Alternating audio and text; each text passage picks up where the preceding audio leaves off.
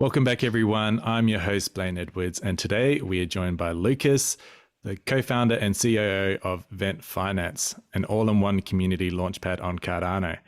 So Lucas, brother, cheers for coming on the show. Hey, thanks so much for having me. No worries at all.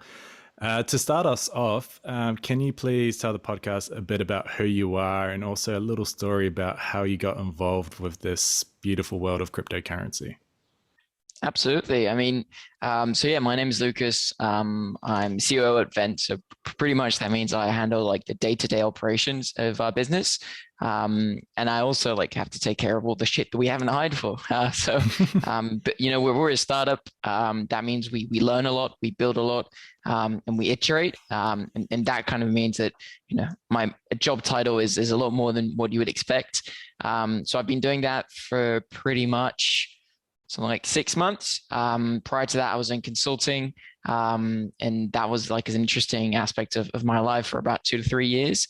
I've been following crypto, since 2017, and that's kind of like how the bridge between consulting and crypto is. I was working on some research on Consensus, that's the company behind MetaMask and CodeFi. So everyone knows MetaMask, they don't necessarily know Consensus.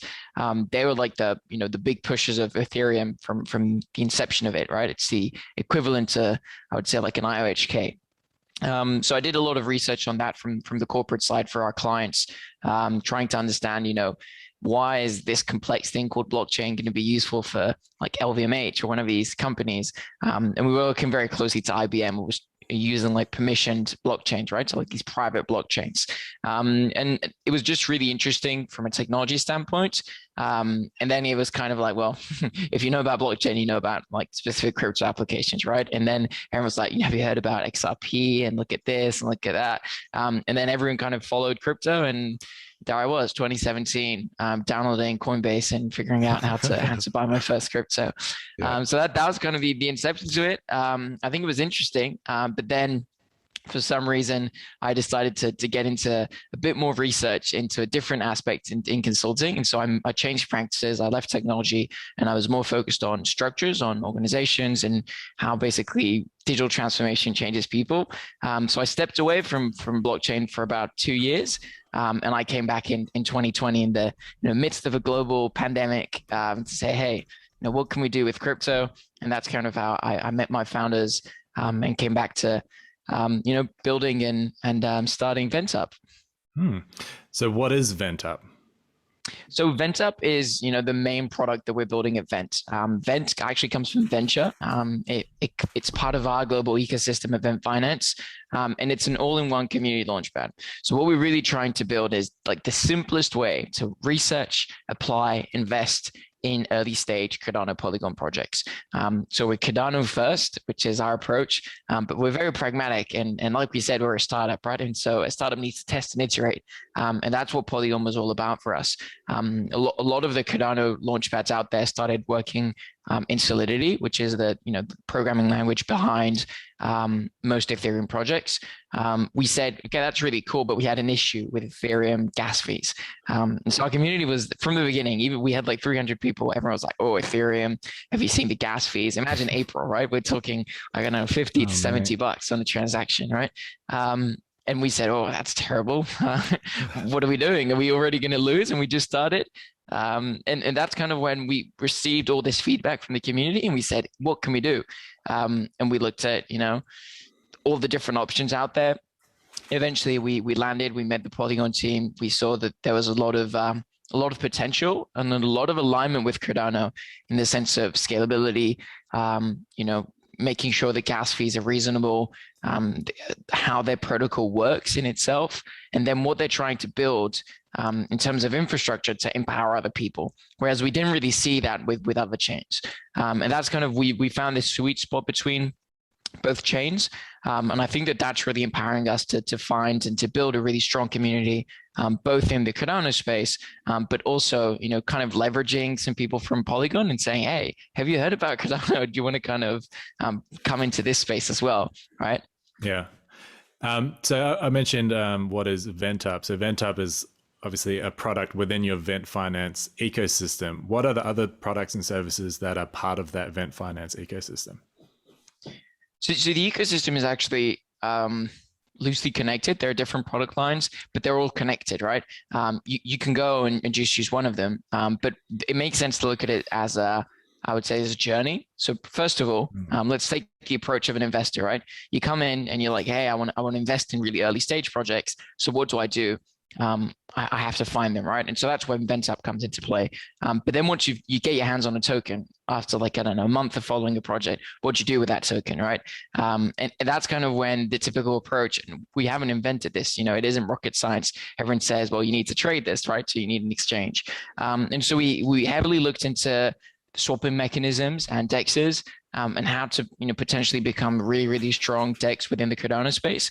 And so that's when VentSwap came into the picture, right? Our second really strong product line, the ability to build our own DEX, to make sure it stands in line with what we believe in, which is simplicity, the trust, the accessibility, the ability to make sure that everyone can use it without too much complexity. And that's our second product line. And third, in the experience is we've talked about investors, but we can't forget about project creators, right? People that put everything on the table to build something within the Cardano space. They have trouble building things, right? And they have trouble because they need to find a team, they need to find providers, and they need to make sure that whatever money they get from investors is actually put at best use. And a lot of the time, unfortunately, you find providers that actually don't deliver, or you find an investor that doesn't really deliver on their promise to introduce it to the best, exchanges out there. And so what we wanted to do is, how can we leverage this same blockchain technology and these same smart contracts to make everyone's interactions within the space a lot easier? And that's when we came up with VentCommerce, a really simple marketplace where you can pretty much configure transactions between two parties, whether that be an investor in a project or a project and a design provider, and simplify within a space where it's kind of like an Upwork within Cardano. So quite ambitious, but definitely practical. We need it today. We actually needed it the other day. Someone said, can we put some blockchain? But they were asking if we could put some USDT in escrow. And I was like, well, I don't know of a solution that does that, right? And that's kind of when this would come into play. Interesting. Okay, so VentUp is the launchpad. Everyone in the space knows what a launchpad is. VentSwap is your DEX. So everyone knows what a DEX is. Then when you're talking about VentCommerce, I was trying to still wrap my head around what you meant. But then when you said Upwork, they kind of click. So that's kind of what you're trying to provide through VentCommerce. And I can understand, like when you said Vent Upwork, it seems like there's a lot of use cases for that. Like there are a lot of people trying to build out projects in here, but maybe they're running into issues with trying to find a team, and maybe they could go on Upwork, maybe they could go to these other places, but having one that's native to some sort of blockchain, which attracts people that are focused on that, are probably the ones that you want to target first. So that's quite interesting. And they all obviously, there's an interplay between all of them. They're all relevant and can complement each other. Interesting. Yeah, that's the goal. I think that there's, a lot of the time it's easy to say, hey, this is our vision, this is how we're going to make it happen, and this is the feature list. That's definitely not our approach, right? I think that we need to kind of put out a problem, which we clearly identified and experienced.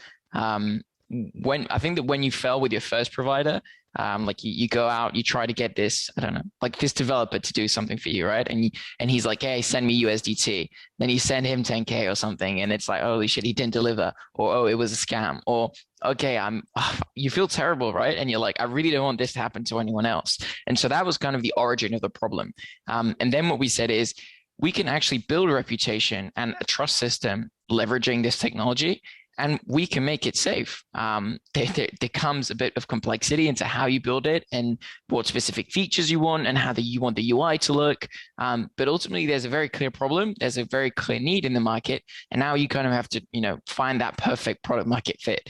And I think that once we get that, then it'll obviously be very, value generating for our users and for the ecosystem in general. Mm-hmm. And so there's a number of, similar products out there that are under construction in terms of like launchpads and dexes and whatnot.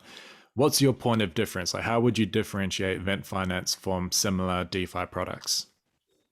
So I think as an ecosystem, we're different because, as you said, we're able to leverage and interplay between different product lines. But all of those product lines have like four common aspects, right? We understand that simplicity for us is a core to what we build, and that really goes with the big idea, right? You asked, what is our goal? It's a like 5-year goal. We really want to make sure that anyone that comes into the DeFi space doesn't come onto an interface and say, holy shit, I'm scared, I'm closing my laptop, or what is this extension that I have to install? Or, we really want to be a key player that guides them through this experience and that is able to make sure that, whatever you do, whether that's investing in a project, having a transaction within the Cardano space, or even trading or swapping a coin for another one isn't a scary and cumbersome process. And today it's just prone to scams. It's prone to people giving you different addresses. It's going to ask you to go into different, complex places. Go on Twitter, go on Telegram, check this Medium post, copy paste your address, make sure that you're whitelisted. I mean, why is it so complex, right? If your bank had to tell you it's going to take you 20 minutes to make a transfer to your friend, you're probably going to take out the cash and just give it to them, right? And so that's kind of the same logic that we applied. Is like, it's great from a concept, what everyone else is doing, but we kind of have to evolve this and make sure that it comes up to the same standards of user experience that everyone has. And I think that that's the biggest thing that differentiates us as an ecosystem, right? Is you can go, whatever Apple product you take, you can kind of expect a level of experience, and we want to try and build the similar thing within the DeFi space. Having said that, you can go a lot more granular there, and it's now let's go into the Launchpad and what differentiates the Launchpad from other ones. And here there's something even more clear, which is a lot of Launchpads are purely transactional. You go through an IDO, here are my funds, here is your token, thank you, goodbye, have a great day. And that's the end of the story, right? They help you with some marketing before, and pretty much then you become part of a list of projects they've launched, which is fantastic, but it's purely transactional. When we have to be aware of that. And when we introduce Vent Finance, we always say that we're a community launchpad ecosystem. And what that means is, one, we're driven by the community, but two, it means we have to engage with that community, not just transact with them. And so that means that we're trying to capture projects way before they even launch. And we want to keep them way after they launch as well, so that we keep the discussion open, so that we find those hidden gems, those projects that maybe still don't have the funding that they require or still need some assistance. And it doesn't necessarily mean you have to incubate them. It just means that you give them a platform where they get the resources they need. And now if you think about the big picture, it makes sense. Oh, you're trying to give them resources through this Upwork, right, that we're trying to build, trying to give them these resources through, investors that you can bring to them. And that's kind of how we connect all the pictures. Mm-hmm. So you mentioned like you're trying to get any new projects in the space kind of early, and then they go through that process launching on your platform, and then also keeping them there as well within the ecosystem in some capacity.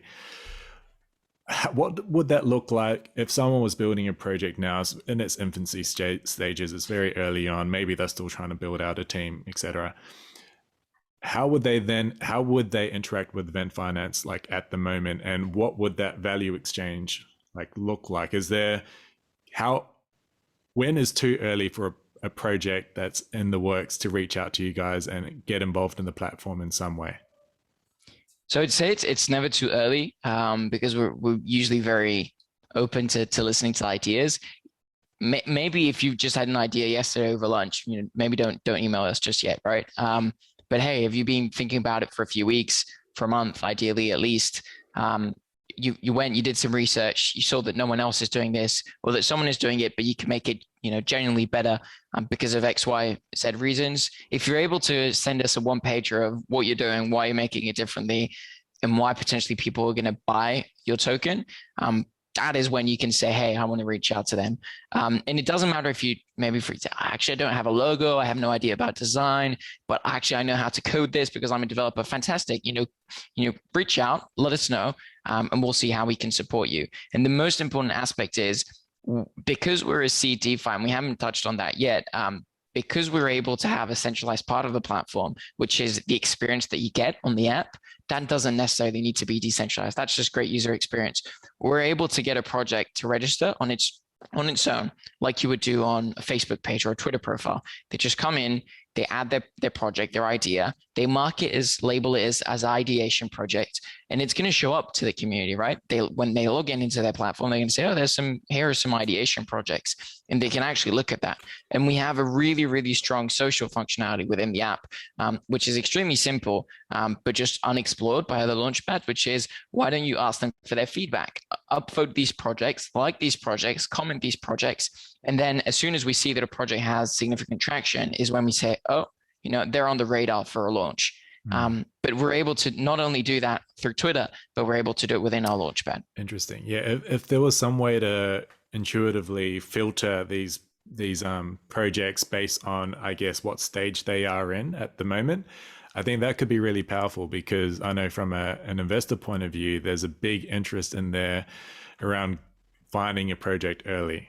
And if there was some social element to Vent Finance where they can like and comment, which it seems like there is, from your point of view, you can engage the ideas that have passed the social proofing, and then that will help you kind of be like, okay, there's some interest in this very kind of early stage project, and maybe you can kind of focus your attention on certain ones based on the community.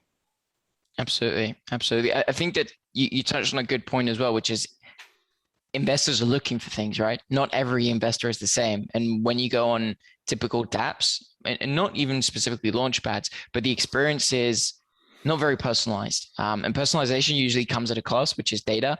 And people are scared, right? We don't want to become a Google, right? In the sense that, I'm capturing all this data and I'm storing it and selling it for advertising. But at the same time, you can find a middle ground, right? Where I can still personalize it based on what your experience is. If I can create a simple login, even if it's through MetaMask, but if I can create a login and I can store your preferences, which is I'm actually looking for X, Y, and Z, it's a lot more relevant for you when you log in to say, oh, holy shit, these are projects I'm actually interested in, right? And it's just not just random projects.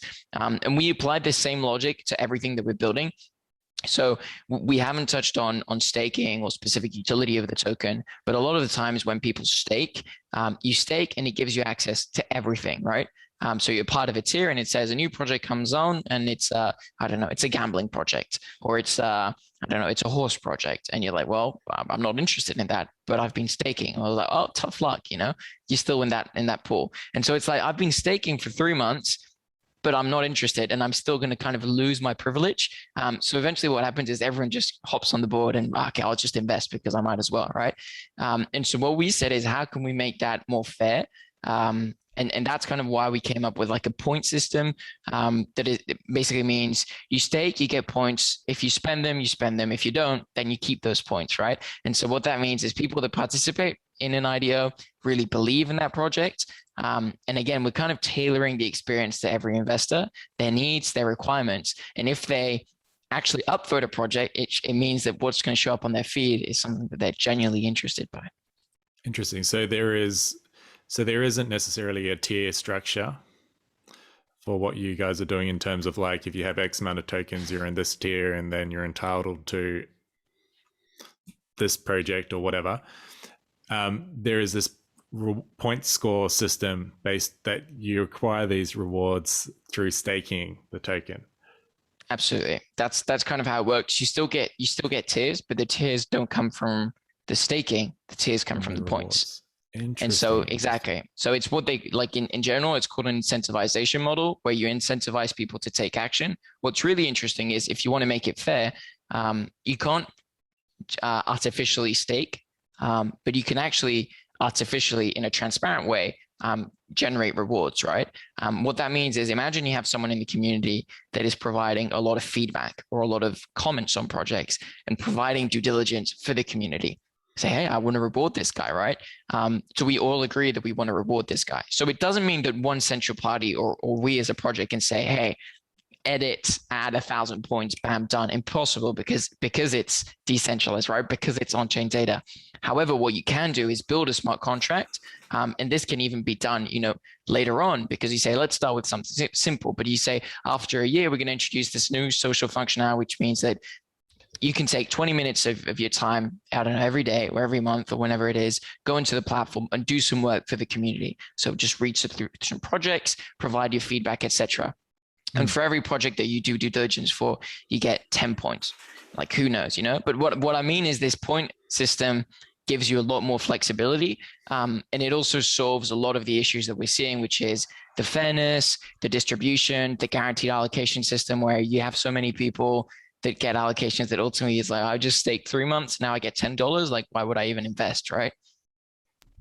Yeah, that's a really interesting idea, because there's still like an incentive, obviously, for people to buy the tokens that are interested in investing, because the more tokens you stake, the more rewards you get. But the thing that I like is that it's like you mentioned, there's an extra layer to it. There's some flexibility in there, where maybe if you support the project through engaging and doing these other activities, you get rewarded through the points as well, which you can still use to kind of increase whatever tier you're in or whatever.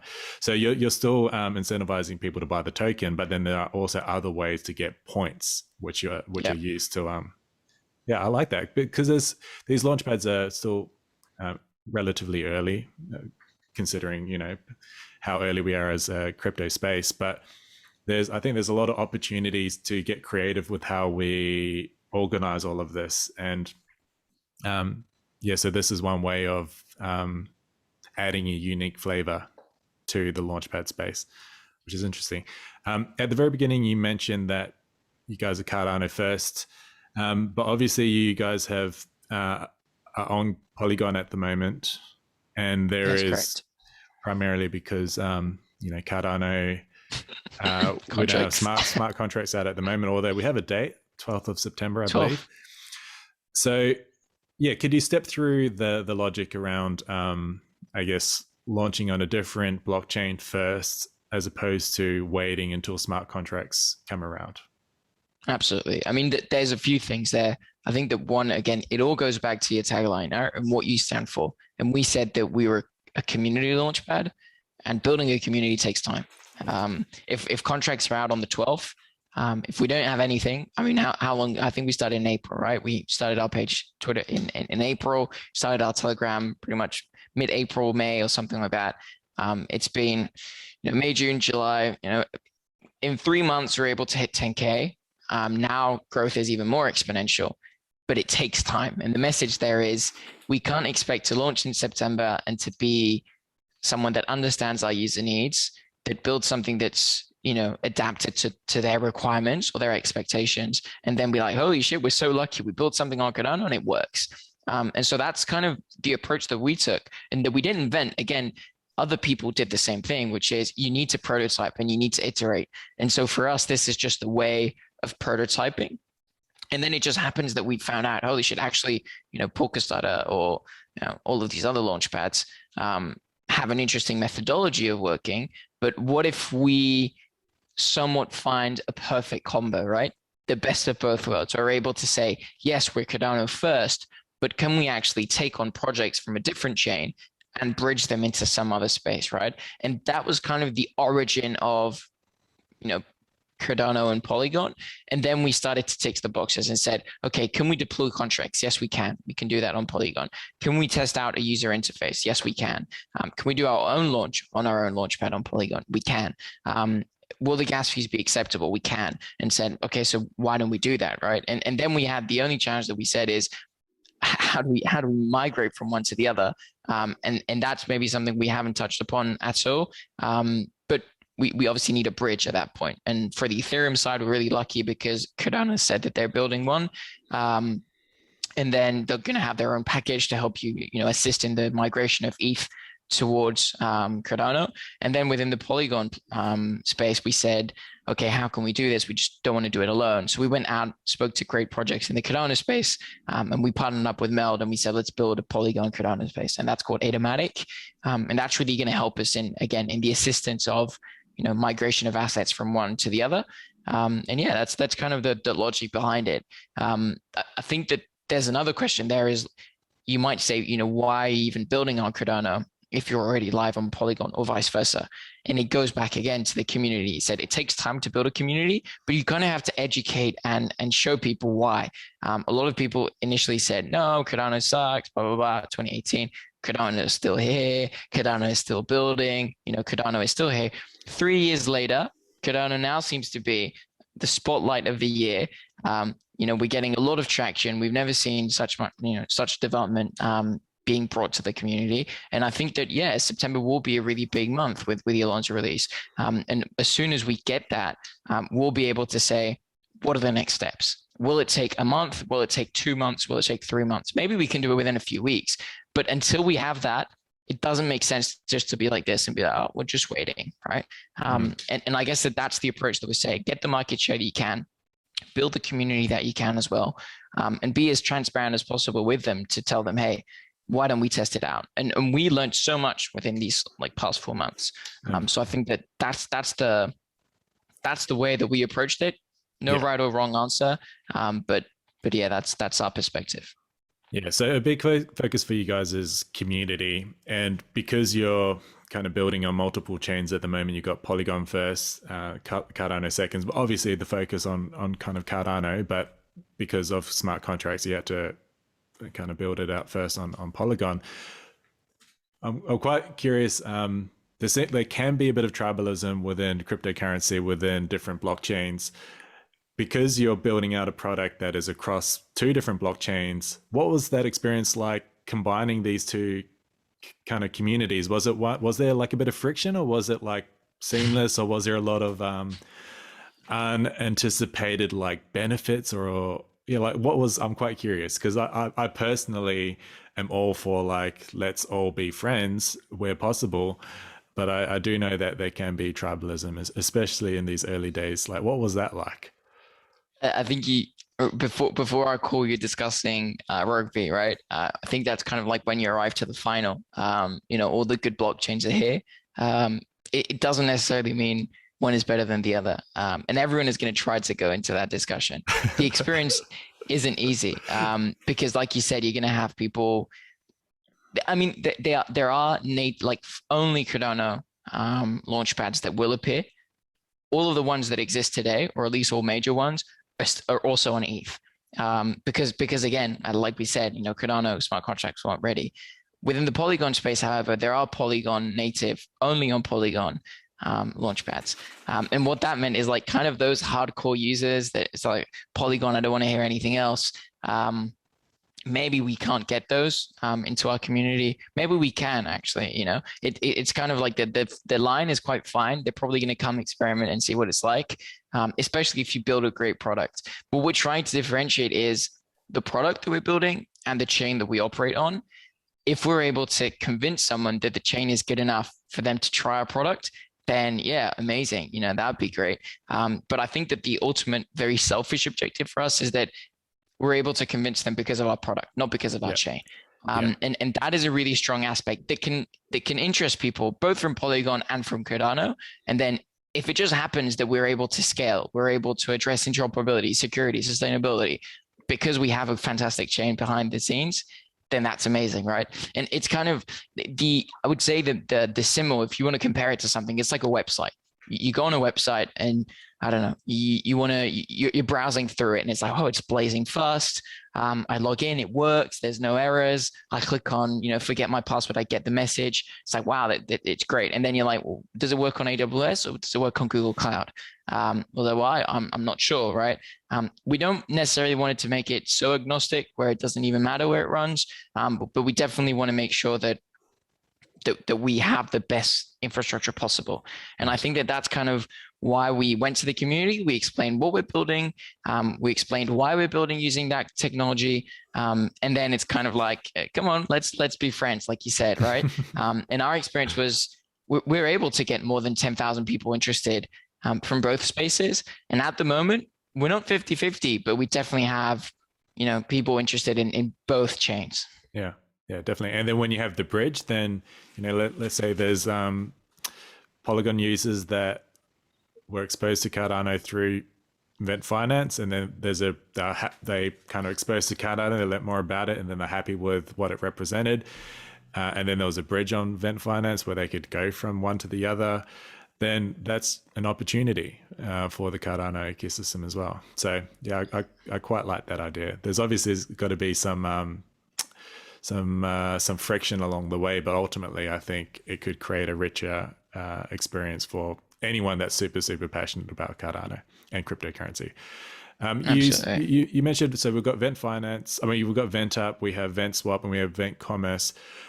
Can we talk about what is actually available in the near future, and then also expand on the roadmap for the rest of the year? Absolutely. Primarily? So, long story short, the priority is a Launchpad. That's what we're working on. That's what's live. So we launched the beta of our Launchpad. I think it was in June, July. So we put it out there just to get some feedback from the community. So they pre-registered there. They did the whitelisting process through there as well. We got about 1,000 people that registered. Then they went through the KYC process and we verified all these users, etc. And we still didn't even go through the launch yet.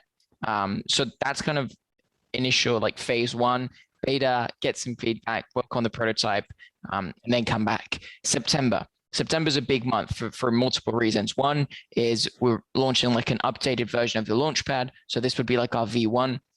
And VentUp is really going to be the focus of our attention for the next 3 months. The reason is both on the front end, we want to improve that, but also on the back end, we have to figure out Cardano and how we're going to migrate a lot of our contracts from one chain to the other. And if we're going to probably maintain both chains live for the, at least, coming future.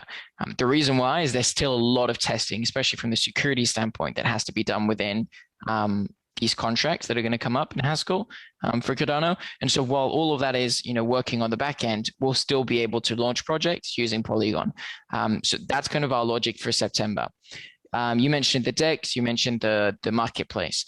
The good question here is which comes first? And what are other people playing as well? The marketplace is something that hasn't been explored by pretty much anyone in this space. And when I say this space, I'm not just saying Cardano, but in general, right? Even in other chains, there isn't really a tool that is able to do that specifically for this type of interaction. So we're kind of still debating on where to allocate our resources most effectively. We've thought about our architecture for the DEX.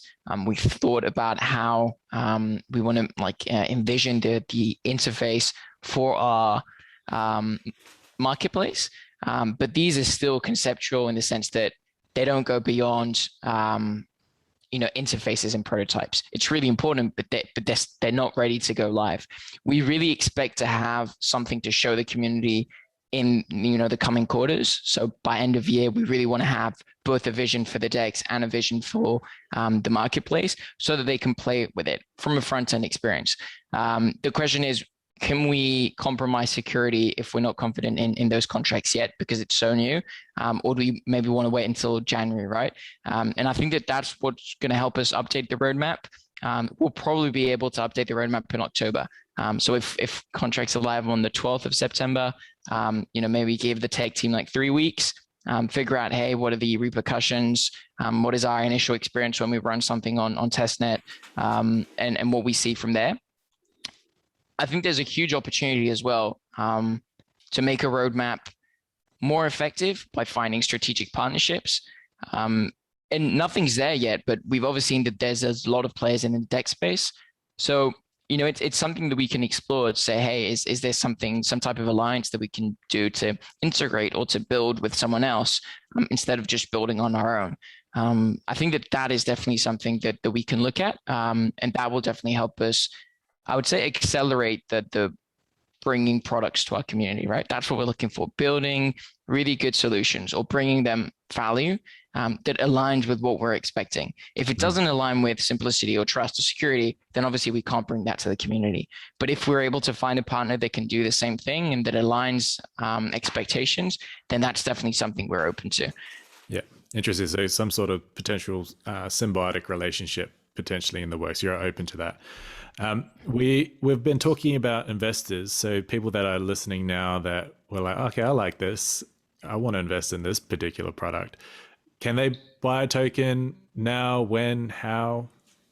So our IDO or our like full token launch is on the 10th of September, so 2 days before contracts are live. So that's going to be interesting, easy to like to keep a reminder. Good We timing. already went, yeah, exactly. Actually coincidence, we set the Yeah. date before Cardano did, but we already went through our SHO, our strong holding offering on DAO. So we've got a number of users that are already coming through that. We unfortunately already did our registration and whitelisting process on VentUp as well. So that's closed up, but we will be on most expected DEXs and even a centralized exchange as soon as we go live on the 10th of September. So that's the easiest way to get your hold on the token. Yep. I will say that we're really trying to make sure that the token price remains as stable as possible, especially for people like this that you mentioned, right? What you really don't want to have is, you can implement anti-bot measures, etc., but you want to make sure that people that are coming now at this stage still have the opportunity to buy at a price that's reasonable, that it's not skyrocketed. So that's kind of what we're trying to figure out, is what type of incentives we can provide for other people within our token holders, so that one, they don't sell, or the other way around, or that they don't buy massively, where the price is gonna go like crazy. So really trying to distribute it in a fair and even way.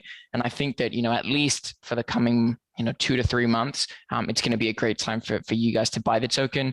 So expect it on, as I said, multiple dexes, and very soon the ability to port that onto a Cardano native token as well. Awesome. And how else can people, obviously people can support the project by buying the token, but how else can people connect and support the work that you're doing at Vent Finance? So we've got multiple ways. First is definitely join the conversation.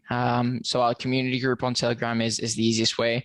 It's really simple. It's just t.me/ventfinance. So that's our main community group, and announcements. You can get updates there.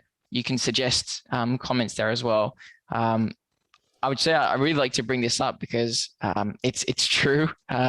We've taken a lot of feedback from the community, and we've brought it from an ideation phase where someone say, "Hey, have you explored this?" into an execution phase within 2 to 3 weeks. So people said, "Hey, we're early community members. Why do we have to wait until IDO? We don't like first come first serve. We prefer guaranteed allocation. Let's find a balance." We took 3 weeks and we built that for them. And then people were like, "Holy shit, wow, they listened to us." And I was like, why is that weird, right? Why do people not listen to their communities? So I think that this is kind of an open door to say, "Hey, come join our conversation, suggest some things, if you want to be part of this thing." It isn't just our project, it's everyone's project, because we're a community. And I think that we're always open to looking at projects if that's what you can bring. If you have ideas on functionality that you want to have within any of the product lines, then let us know, and we'll definitely explore that, and always happy to spend a bit of time listening to these ideas and kind of building more value for the community. Awesome. So listeners, go there, check out their socials, and get engaged with the community. The closing question is, what excites you the most about the future of Cardano? That's cool. I mean, adoption is the best, right? I think that the more adoption we get of Cardano, the more real use cases we'll get.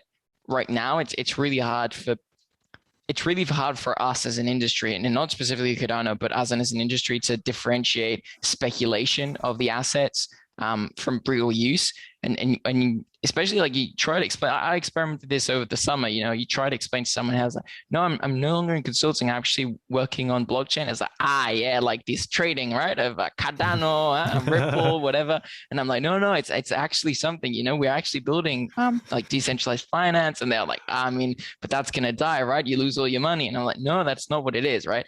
That's what I'm excited about. I'm excited to prove people wrong and to say, you know what, we're actually building real projects. And you know what, Cardano's been here for X amount of years, and we're able to build stable projects. We're able to build dApps. We're able to have payment gateways. All of these really cool things are going to be able to to become a reality as soon as these contracts are live. And I think that, while we could build this on Ethereum, it doesn't have institutional support or the volume that we potentially can bring with Cardano, because there's such a strong following, right? There's so many people that have been just waiting and waiting and waiting for X amount of years. And I think that if the technology really is there, we're going to be able to, I don't know, I mean, imagine, I don't know, like going onto Amazon and being able to like buy with ADA, that would be fucking amazing, right? It doesn't necessarily mean it has to be that, but it definitely shows that what are the potential use cases? What do we not even imagine that can be done? I think that type of adoption is really, really exciting, because it shows that, one, we're interested in the space, but two, it just shows that, hey, independently of the engineering side, which is, fantastic and great, and there's so much progress there. It's more about the functionality, right? That's what we're looking for. People that really want to do stuff that's exciting, that's going to help us grow, that's going to bring solutions to places in the world where currently there are no solutions. And that's really what's cool for us.